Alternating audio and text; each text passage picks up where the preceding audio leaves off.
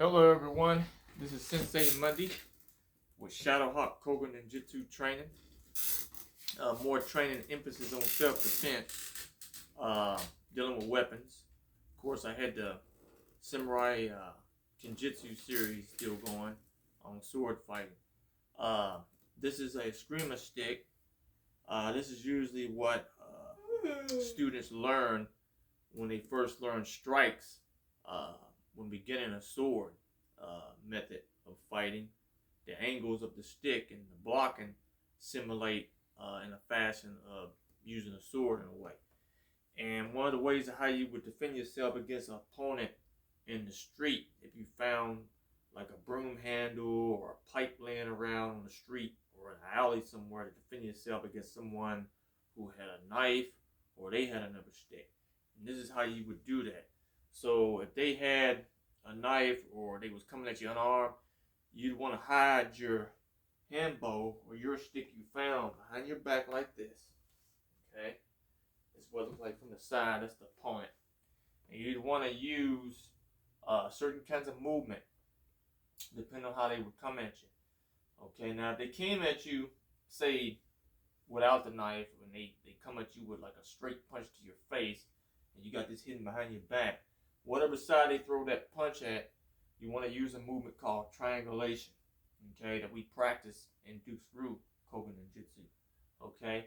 So what you want to do is, whatever side, like if he throws a left punch straight to my face, what I want to do is take that stick that I had hidden behind my back, I want to triangulate and check it out of the way, hitting that hand, causing pain, all right?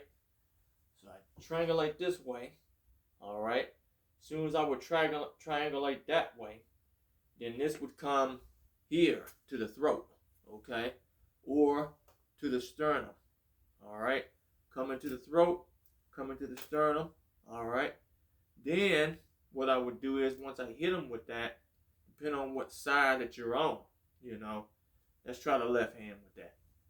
So it would come here with that first strike driving into that point of that solar plexus.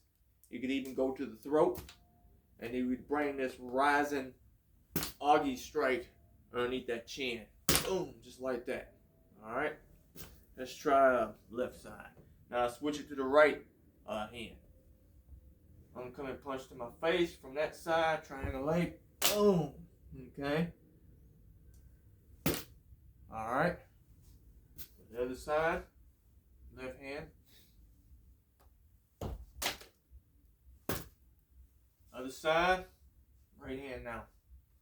Check it. Okay. You can use the hand and you can use the stick. Okay.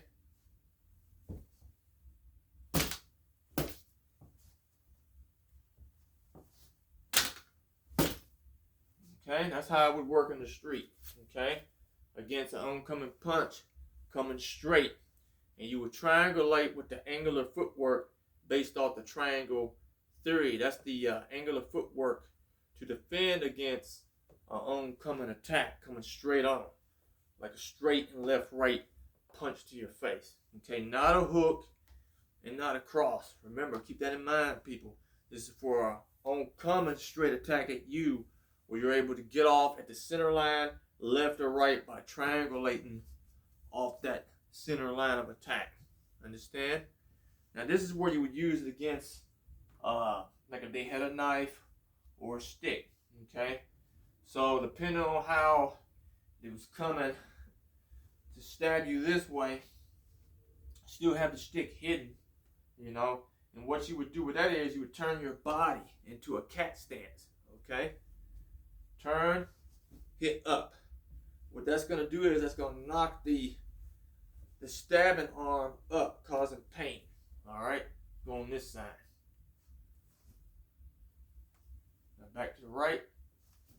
So as soon as you would hit it upward, knocking their arm, okay, then that's where you would take the end of the stick, okay, put your hand here and flip it, and boom, right across the bridge of that nose, okay. Watch that again. All right, right right across there. Let's do the other side.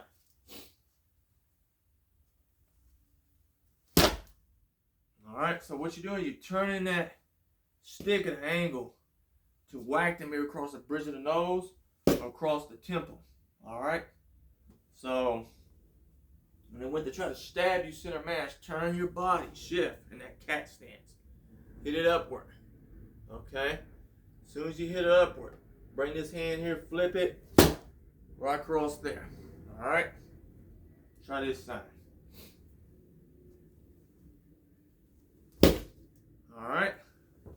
So that's one way to defend against someone trying to stab you, coming in this direction with forward stab. Okay? Now another way that you could do it is, if they were coming down on the top of your head to slash you down, or even at an angle, you do what we call a roof block. Alright? So you would shift yourself whichever side that you came on by using that triangulation. Okay? You can still do it for one of these coming down. Follow me? So he's coming down this side, I shift, boom, right across the top of the head. Alright? I'm on the left side. Glances off, boom.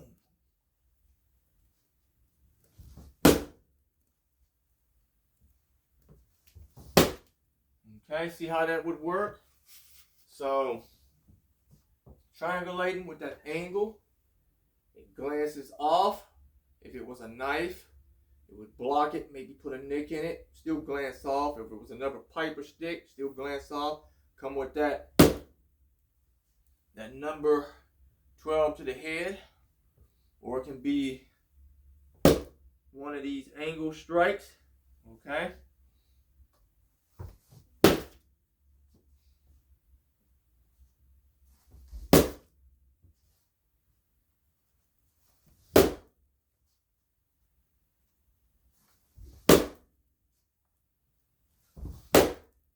Okay?